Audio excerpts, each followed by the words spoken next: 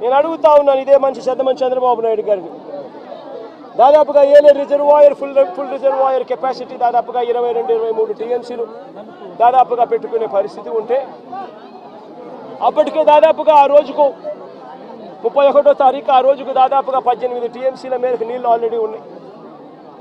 మరి flood cushion ఖచ్చితంగా దాన్ని మెయింటైన్ చేస్తూ అడుగులు వేయాలనా లేదా?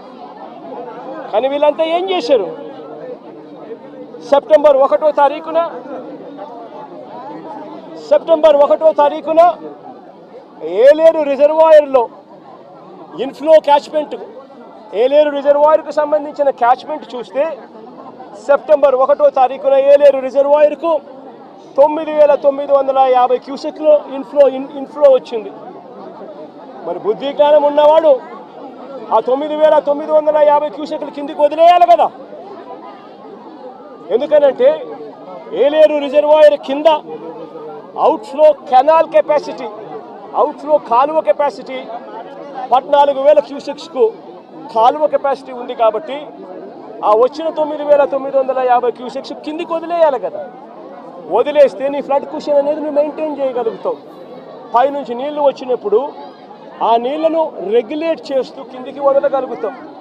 కానీ 9,900 క్యూసెక్స్ 9,950 క్యూసెక్స్ ఏలేరు రిజర్వాయర్లోకి ఇన్ఫ్లో వస్తే సెప్టెంబర్ 1వ తారీఖున ఏలేరు రిజర్వాయర్ నుంచి బయటికి నీళ్ళు ఎంత పంపారో తెలుసా? అవుట్ఫ్లో కేవలం 300 క్యూసెక్స్.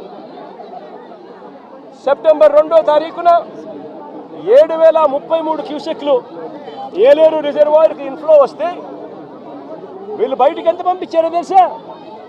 కేవలం మళ్ళీ 300 క్యూసెక్స్.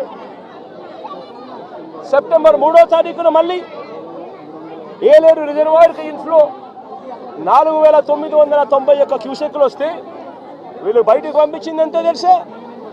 కేవలం మళ్ళీ 300 క్యూసెక్లు మాత్రమే.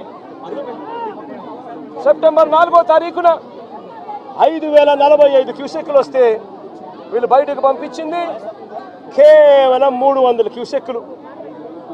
ఈ మాదిరిగా రిజర్వాయర్ను రెగ్యులేట్ చేయాల్సిన కార్యక్రమం చేయకుండా canal carrying capacity outflow capacity of the canal ఎటువంటి ముంపుకు గురి కానికుండా 14,000 క్యూసెక్స్ను పంపించగలిగే పరిస్థితి ఉన్నా సరే మోడర్నైజేషన్ కాస్త కూస్తో సరిగ్గా జరగలేదు కాబట్టి 14 కాకపోతే దాన్ని 10,000 వేసుకోండి. కనీసం ఆ 10,000 క్యూసెక్లైనా కనీసం ఎటువంటి ముంపుకు కూడా గురి కాకుండా పంపించే పరిస్థితి ఉన్నా కూడా వీళ్ళు ఏం చేశారు? పైనుంచి నీళ్లు వస్తూ ఉన్నా కూడా ఏమాత్రం కూడా లెక్క పెట్టకుండా నిర్లక్ష్య వైఖరితో కేవలం 300 క్యూసెక్లు మాత్రమే మొదలుపెట్టారు. ఇలా వదిలిపెడుతూ ఏకంగా 9వ తారీఖు వచ్చేసరికి రిజర్వాయర్లలో స్టోరేజ్ కెపాసిటీ పూర్తిగా నిండిపోయింది. స్టోరేజ్ కెపాసిటీ పూర్తిగా నింపేశారు. వదలాల్సింది పోయి మెయింటైన్ చేయాల్సింది పోయి పూర్తిగా నింపేశారు.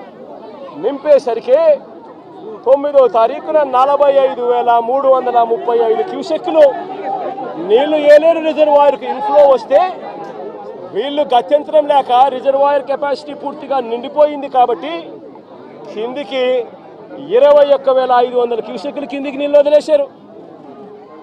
మరుసటి రోజు సెప్టెంబర్ 10వ తారీఖున 26,134 క్యూసెక్లు నీళ్లు ఏలేరు రిజర్వాయర్కి వస్తే ఏకంగా 27,275 క్యూసెక్లు నీళ్లు కిందికి వదిలేశారు.